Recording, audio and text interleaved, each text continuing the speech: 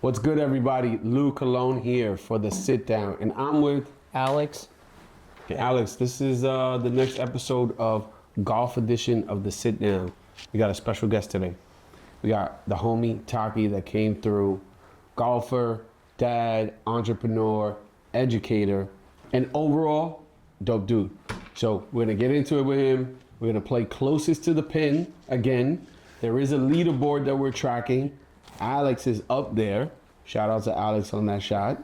But I think Takee's gonna come through with some smoke today, and he's gonna give a little comp for us. And we're gonna have a little fun today, right? Yeah, let's do it.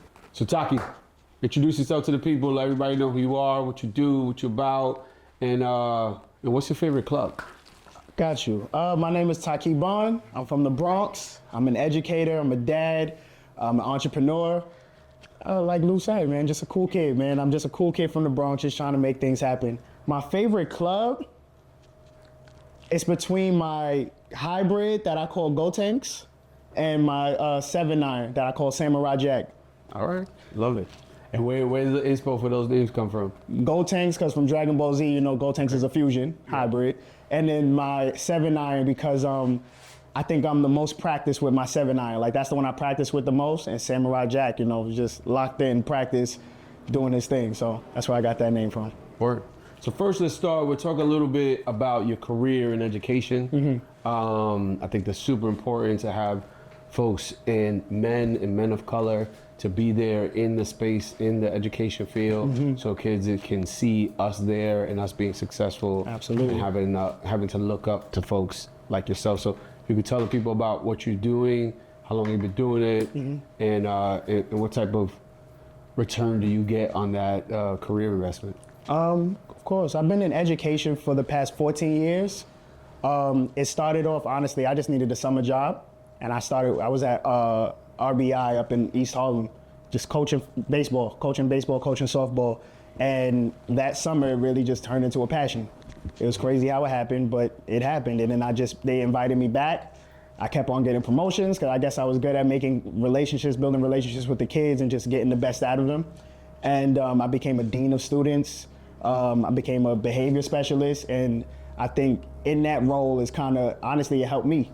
It helped me kind of develop myself. And I felt like all the things I was telling them to be, I would need to say to myself. Like, I'm telling them to focus or calm down or maybe find another way to do something. I was always talking to myself or a little version of myself. And I just found a real passion for it. But now I'm a counselor, a post-secondary life counselor. So I'm helping high school students. I teach 9th grade. I'm helping them build college plans, career plans, just helping them expand their minds. Truth be told, I had a student who came to me and said, hey, I want to be a drug dealer. And at first I was mad at him, but then I thought about it. I'm like, honestly, there's a school that has a cannabis program. You should actually probably check that out. And it's like, sure, why not? It's legal. If you do it the right way, there's no problem. I'd rather you do that than nickel and dime on the corner. Like, there's ways to take this thing that you have one version of, that you see one version of, and expand it and look at all the possibilities. So now he's looking into going to school for botany and cultivating cannabis. So. Wow. Did you point them in the direction of Medgar Evers? Because, you know, they have the only program in the country for cannabis. Really? I pointed to Morrisville. Morrisville has a cannabis program too that they just launched, actually. Okay. And it's been super dope. And then part of my job is teaching them that, you know, just getting into a 4-year school is not the only way to be successful and not the only way to get a bachelor's degree and lead to a master's degree. Maybe you'll start off at a community college. You start off there, you get your grades up, and then you transfer. So I started kind of opening his mind, like, bro, you could go to Colorado University, like the mecca of weed right now in America. You can go out to Colorado, get a degree out there, and you're doing the same thing, going to school for 4 years, and now you're doing something that, one, you're interested in, something he's well versed in because he comes to school smelling like, you know what I'm saying? So I was like, bro, you just opening their minds and helping them understand that there's so much more out there than what they are directly influenced by. Like, there's so much more. Yeah, I definitely as a parent with a son now that's 21, myself having, you know, graduated, you know, college and went through, you know, the whole 4-year process. Realizing that community college is definitely the best route to go because, for one, the cost of education is so expensive. Yep. And the first 2 years, you're just basically just, you know, gathering credits because you haven't really, you know, decided what your major is going to be. And I forget what the stat is, but you know, the average college student changes their major like 2.5 times, right? So why pay, you know, a 4-year private school or even a state school for that matter, you know, that first 2 years of tuition when you can get the same credits at a community college and then transfer that to any college in the country. And then it's actually even easier to go to the school that you really wanted to go to. Yep. Having those college credits under your belt with, you know, with the grades that, you know, you put in, and then transfer to, I don't know, University of Michigan or Stanford or whatever. Way easier to do it, you know, doing it at a community college and then making that choice. And then it's just more economical. I've just been a big proponent of that. Now I just tell everybody, man, just go to community college. It's so much. It's like a third of the cost, but it's those first 2 years. So Same. That's the same thing I'm teaching my kids now. Like the cost of college, everything changes when you like look at the full scope of it. You know. So I had another question because I know you're in you're, you know, in education, and I have a bunch of friends that are teachers as well. What have you noticed in kids, the difference between post-COVID, pre-COVID and post-COVID? Because there has definitely been a shift with kids. What have you noticed, you know, at least here in New York City, the shift, you know, in terms of just the way kids act and they behave and just kind of their demeanor? I think one of the biggest changes, I've worked in every grade. So from kindergarten now, I'm working with 9th, 10th, 11th, and 12th. One thing that I noticed is that regardless the grade, that year and a half out of school, a lot of parents don't want to hear it, but a lot of parents kind of dropped the ball because there was no development going on in that stage. They wanted the school to do all the development and continue education, and a lot of parents were supposed to do a lot of that. But I don't knock them. I mean, teaching is not, you know, an initial thing for everybody. Not everybody jumps to be a teacher. So I think a lot of kids are missing some key development milestones, and that's just affecting them all across the board. I think that with the older kids that I'm with now, a lot of them hate writing. And it's the simple things like write down the definition of this word. And I'm telling you to write it down because when you write things down, it's easier to remember it. Like off the top of your head, you just have that muscle memory of, oh, I remember writing this. I kind of remember the definition. They hate writing. And that is, I know like everything is digital now, but that's a skill, like, right? It's a shame that we have to say it like that. It should be just second nature, but it's a skill that you need to develop. And not being able to write or not being able to have the stamina to write is a huge factor in the decline. I think that a lot of the stamina as well, like just the stamina to be in school and to be sitting for a period of time, to be listening to somebody, that has definitely declined. And then it's also just socially, they're not comfortable being uncomfortable. Like they want everything to be easy for them. And as soon as something gives them any type of pushback, they resist and they don't want to do it anymore. Right. But it's like that's life. You're gonna be uncomfortable. Things are not going to be easy, and you have to figure out a way to develop that grit and push through.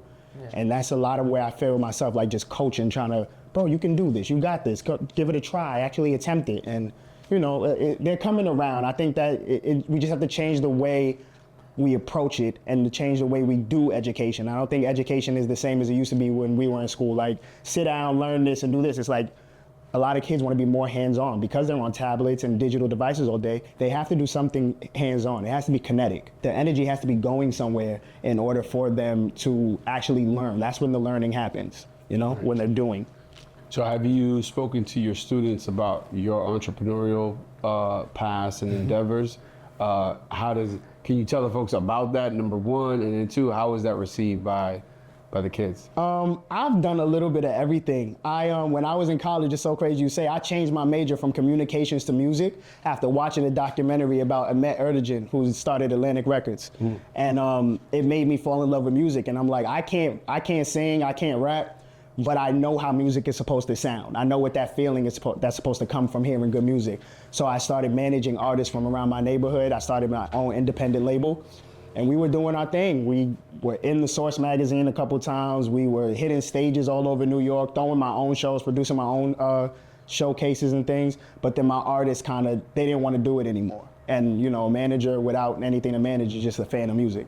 So I was just like, all right, well, I got to do something else. So I started getting into hosting events. So I was an event MC, and I'm like hopping off stages, yelling crazy things to people over the mic, and just getting people, just bringing personality to the party. Just making sure everybody's having a good time and, you know, creating experience. That's what I learned in that time period. And from there, I started What's the Move, which was a mobile app that let people know about parties, events, happy hours, restaurants, everything going on in the city.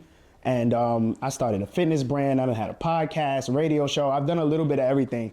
And when I tell my kids about it, they kind of look at me like, so why you not rich? I'm like, well, bro, like, that's not always how it goes. And I'm like, well, I said the thing about being an entrepreneur is there's ups and downs, there's peaks and valleys. I was like, What's the Move, for example, was like, that was my baby, that was my thing. I was driven in it. But then it got to a point where I no longer enjoyed it. There was no joy coming from it. And I understand the peaks and valleys, and sometimes you do things and you're not supposed to give up. But I'm like, if it's affecting your mental health this much, maybe it's something that you put to the side. Maybe your heart just isn't in it, and that's okay.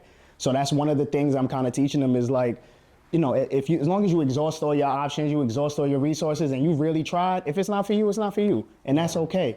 But yeah, going back to it, they don't understand how anybody can have their own business and not just be super rich. And I think that's just because of where they come from. It's up in the Bronx. They just don't understand how business works. They don't understand entrepreneurism. They don't understand like the slow build. They think that the shine comes quick, but to get the shine, it takes time. Yeah. So they don't understand that just yet. So I showed them like all my old pictures from the back in the day when I was hopping off stages and stuff, and they're just like, well, this is you, Mr. Bond? I'm like, yeah, bro, like I was a kid, like at some point. I had a dream. I had, you know, ambition to do other things. And so to answer their question, no, I've actually answered that question. They said, well, what's the difference? Like, why are you not as much of I'm still an entrepreneur, I'm still a curator, I still piece things together, I'm still creative by nature, but I'm no longer in survival mode. So I don't feel the need to take something and say, this has to work. And it's like, nah, I'm doing this because I love it, because I have a passion behind it. Like golf, for example. I'm not doing it to make it work. I'm not trying to be a golf content creator so that I can make millions of dollars and quit my job. Like, nah, I'm doing it because I love it. It's fun for me. I'm creative, so it's easy. Yeah. You know, it's tough to be an entrepreneur and then be struggling, you know, trying to make ends meet, because then the whole creative process just can't be creative when you're just trying to just piece things together. Right. You know, the mind just like shuts off. And it's funny because I remember there was an interview with Tupac when he was locked up, and they had asked him, he's like, well, you know, you're locked up now, you have all this time on your hands, you know, aren't you writing all these, you know, lyrics and verses and stuff? And he's like, because I can't be creative in here. Right. I'm stressed the fuck out. Yeah. Like, what do you, There's there's nothing here that stimulates any kind of level of creativity. You know what I mean? He was just stressed, not knowing what his future was going to be, let alone to be comfortable and know that you're set, and now you could just let the, you know, creativity just flow out. You know, so it's interesting. I mean, I think it's true with, you know, just about everybody. I don't know who can be creative when they're under pressure. You know what I mean? So it's definitely. Both of you talked about post high school and different avenues and lanes, whether it's a cannabis college or whether it's a community college. I also think that through the entrepreneurial lens, some of these endeavors that we take on, that we own fully, and win, lose, or draw, it is a lesson. And it is a part of like your, you know, maturation in the business world. And it does become a quote unquote degree for you. Whether you have your bachelor's, master's, or doctorate, depends on how many swings you take and how big those swings were. But it's also more importantly the lessons learned and how you take that to the next phase. So I think that's one thing that we could share with young folks today, that yes, there are multiple lanes. Yes, entrepreneurial endeavors could be one of those lanes where you can learn. You can fall in love with it, but you could also learn from it as well, and that'll take you to the next thing. So speaking of next things, Taqee mentioned the golf. So as he's fallen in love with golf, he also made himself a big challenge, which I know got a lot of buzz on the gram, lot of conversation. So can you tell people what you said, what's your goal, and how you doing with it? I said I'm gonna be scratched by this summer. I know that's a big ass, I know it's a tall order, but it's like, The same thing I said in the video, your limits are not my limits. What you can't do doesn't mean I can't do it too. So if I say I'm gonna be scratched by the end of the summer, I'm gonna put in the work, and hopefully by that time, same thing, I'm gonna learn the lesson. If I don't get there, I'm gonna learn the lesson. Because I'm definitely getting better at golf, trying to aspire for that. So please explain to me and Ash, because we have no idea what scratch means. Because I'm looking at her, she just tuned out. She's like, scratch? All So right. when you're a scratch golfer, that means, like, let's say, for example, the par, the amount of strokes you get to hit on that course, let's say it's 63, you're hitting that in 63 or less. Meaning you're taking only 63 or less swings and you're completing the course. Got it. So it's like, to be a scratch golfer, you got to be like really good. Like, it takes years to do it. Like, Okay. Yeah, So you're putting when in you're the time pretty. on that sim. yeah, I'm there all the time. So it's like, putting in the work. But I mean, I understand it's a tall order. I understand that it's damn near impossible. I understand that. But in the process, like I said, I'm learning so much about golf that by the time summertime comes around, I'm going to be 100 times better than I was when I made this proclamation. Right. And then I'm going to just keep on going until I get to that point eventually. Yeah. Scratch is tough. Scratch is tough. And tough is being nice. Yeah, but I think the intention is there. Yeah. I think those parallels, when I saw that and that's how I found you, I thought that intention and setting up those big goals really fall into what Alex and I project for Bodega as a brand. So having you here to see and building those parallels is key, because at the end of the day, we want to continue to make these lofty goals and figure out our way to that path. Exactly. But let's see you swing. Okay. I think right now you got in.